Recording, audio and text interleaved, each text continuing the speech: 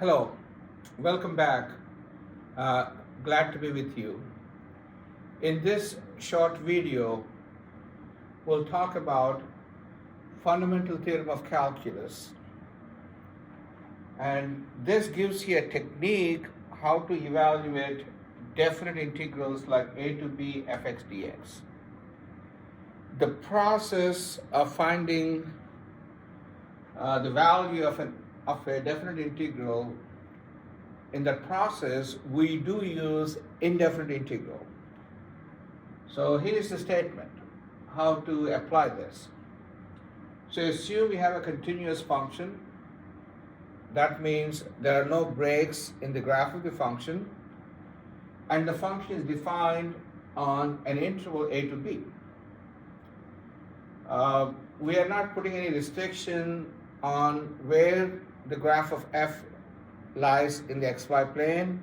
Part of it could be above the x-axis, part of it below the x-axis, or it could be both above and below.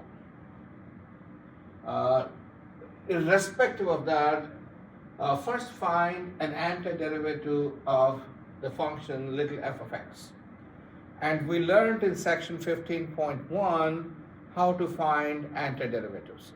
We learned quite a few techniques. There are some properties, there are some formulas.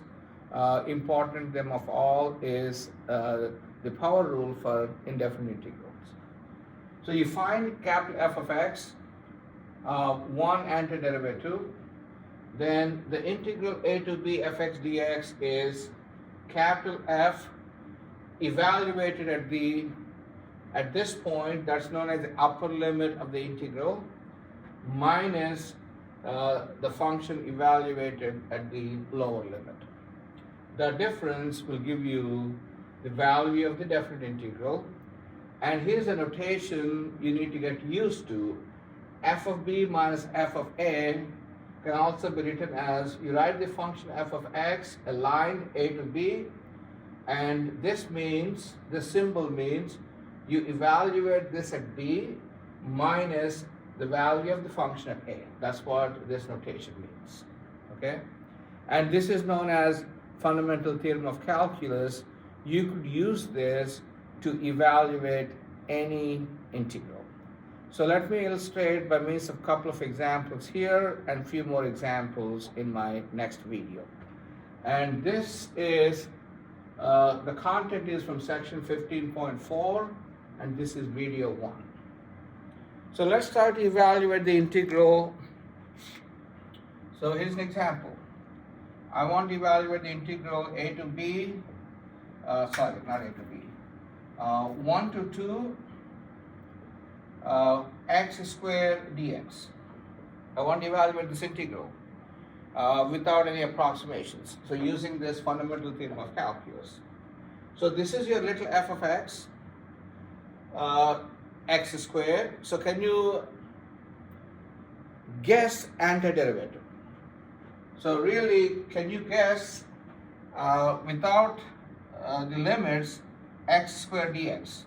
This is your indefinite integral.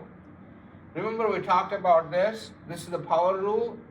So raise the power of 2, increase the power of 2 by 1, that's x cubed over 3.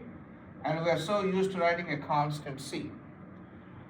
In these problems, you could have the constant c, or you don't need to put constant c because it will drop out. So let me do both ways. One with constant c, one without constant c. So let me say without constant c. Without constant c.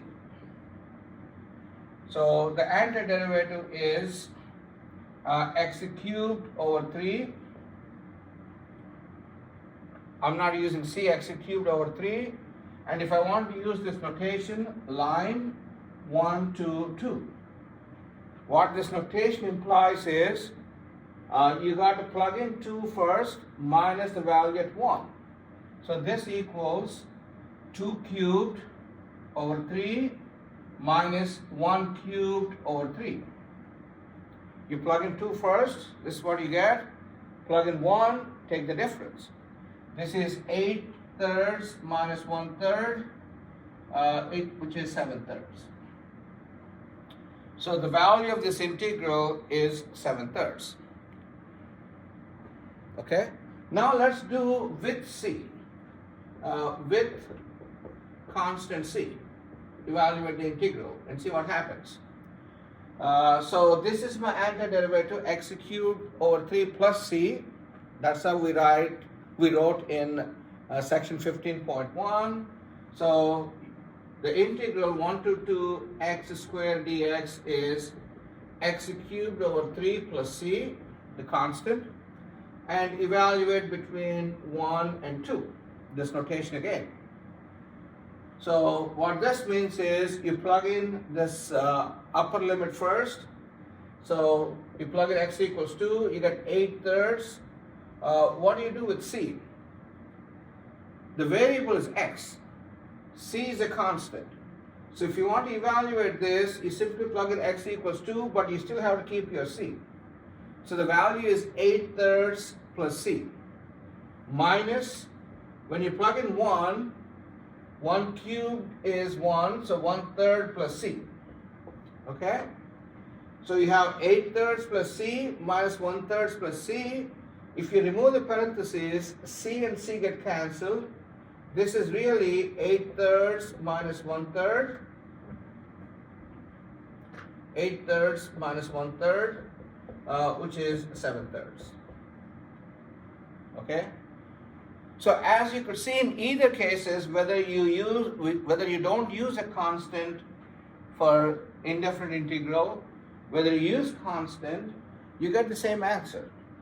Essentially, the constant gets cancelled in the process. Therefore, you really don't need to use the constant c. So this is easier way to do it. Simply guess your antiderivative. That's your capital F of x. In between 1 and 2, evaluate and take the difference. Okay, that's how you evaluate definite integrals. Okay, I'll come back with another video with the other properties of the definite integrals that will be very useful in evaluating more complex integrals. Thank you.